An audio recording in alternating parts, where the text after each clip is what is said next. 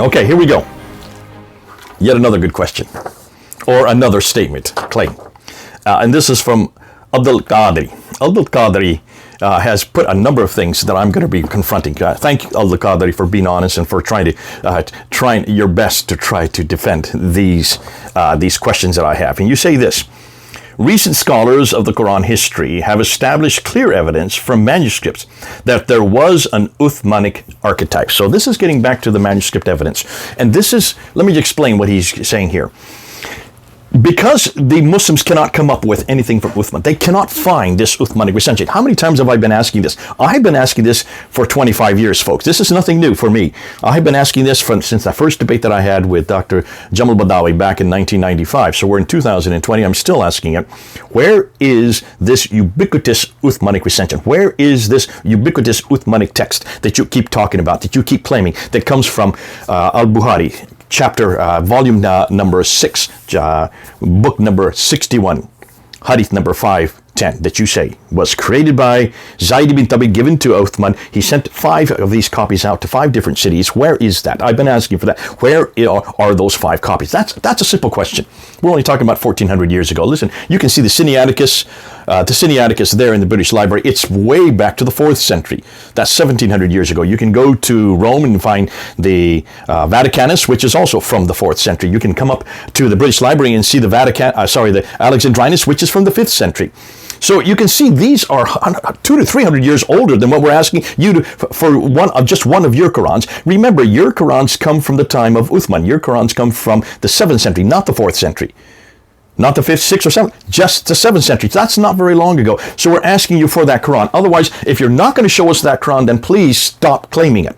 Please stop claiming it. So what Muslim scholars have done, they know that they can't come up with this manuscript. They know that it doesn't exist. They know that there is nothing close to it existing. All they have is little fragments here, 2 folios that they found in the Birmingham Library, which looks like it's pre-Islamic to begin with. These are stories that have nothing to do with the Quran, and they're chapter 18, 19, and 20. So that's all they can claim. And they're saying, see, carbon dating shows that these are from the 7th century. No, carbon dating shows you that those stories, actually, they're not from the 7th century. Those stories in the Birmingham folio are actually from 550 and earlier. They're from before Islam. So why are you surprised that we find them there?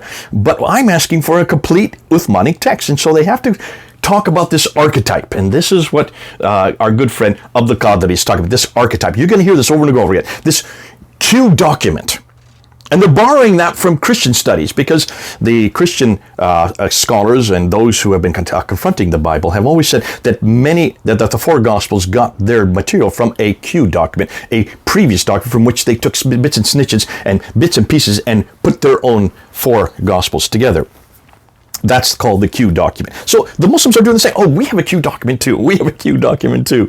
It's called the archetype. And the way we know about it is because we go back to the later traditions, back to the 9th and 10th century, and what they say about Ubay ibn Ka'b's manuscript, Ubay ibn Mas'ud's manuscript. Ubay ibn Ka'b became very popular in Damascus. Ibn Mas'ud's manuscript that became very popular in what is today Baghdad. I have to keep on saying what is today, because some people are going to yell at me for saying, you got the wrong word, you got the wrong name. If I say it's Stefan, you won't know what I'm talking about.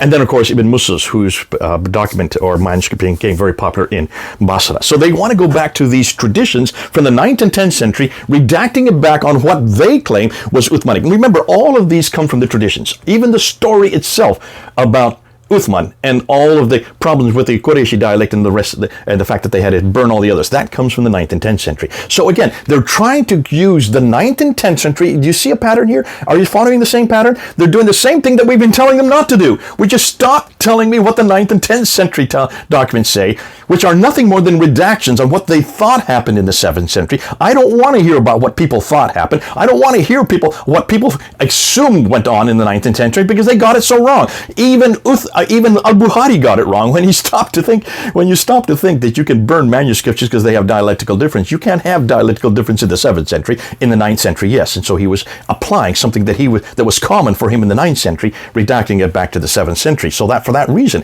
I'm going to ask and say to Abdiquadri, I'm going to say, where is that 7th century document that you were talking about? Please stop wasting my time with these 9th and 10th century assumptions.